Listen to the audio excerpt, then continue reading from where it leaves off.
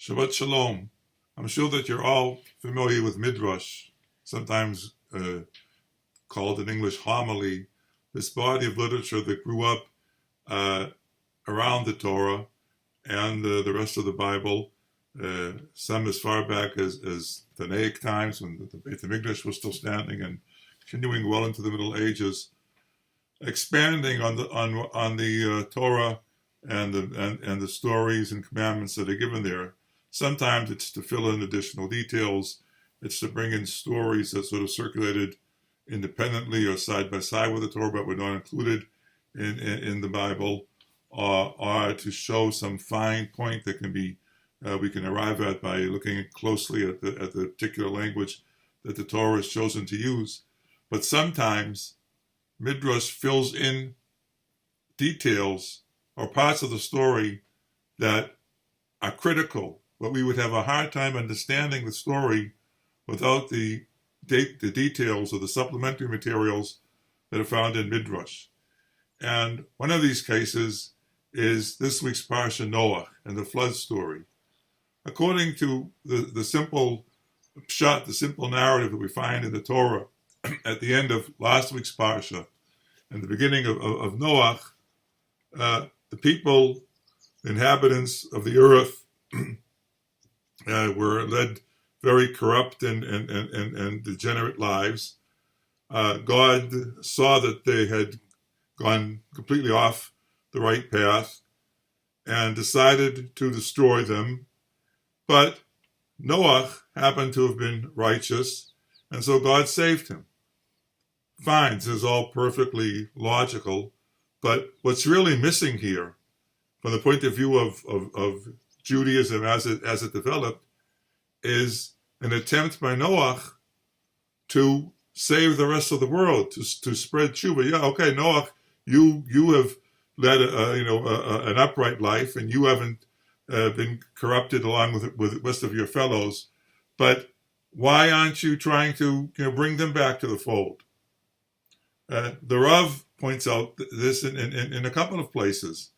He says when Avraham Avinu, Abraham, was informed by God of his plans to destroy Sodom, which had gone totally sunk into the depravity that's almost unimaginable, Avraham prayed for Sodom. He negotiated with God. He said, if there are 50 people there, save them. 45. He tried his best. I mean, according to the way this prophecy was described in the Torah, to be a sanegor, to be a defense attorney for the people of Sodom, until he realized that they were simply beyond saving. When Moshe Rabbeinu at Har Sinai and the head of the Egel, the golden calf, and again, HaKadosh Baruch Hu said to Moshe, I'm going to destroy the Jewish people and build a whole new nation from you. Moshe said, no deal. I'm not interested. If you're going to destroy the whole Jewish people, then destroy me along with them. And he prayed, and it was successful.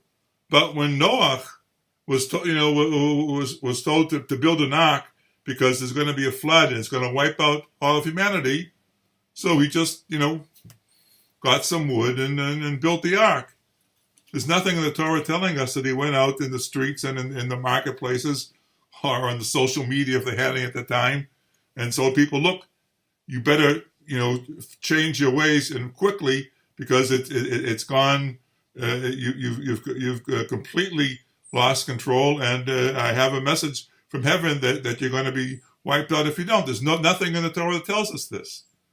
So the Midrash does supplement it. Already, even in Philo, we have the idea that Noah went into the ark, but he was there 7 days before the waters started to come down and flood the earth, as a sort of a sign to the people around him. Look what's going to happen. I'm here 7 days. The world was created in 7 days. Then, of course, the Gemara in Sanhedrin, Daf Kafchet, folio 108, has some information about Noah going out and preaching. And this notion was developed, elaborated more in Midrash Gadol, a medieval Yemenite Midrash that preserves some ancient materials. And we have a longer version in Sefer Yashar, which those modern academic scholarship places the writing of Sefer Yashar much later, like the 17th or 16th century, but it preserves much earlier materials. And here it says that God told Noah and his grandfather, Methuselah, the Methuselah, the longest living person in the history of mankind, God said to them, "Go up and speak to the ears of the people the things that I'm telling you. Maybe they'll mend their ways, and then I won't have to destroy the world." And Noah and Methuselah went out and preached, but people ignored them. And of course, we have these stories that that become part of the education of our children. That that when the people would see Noah, standing there building this huge ark, and they say, "What's this for?" And he would tell them that God's going to bring a flood and destroy. They laughed at him. So the Midrash here went to fill in this very important piece of information. The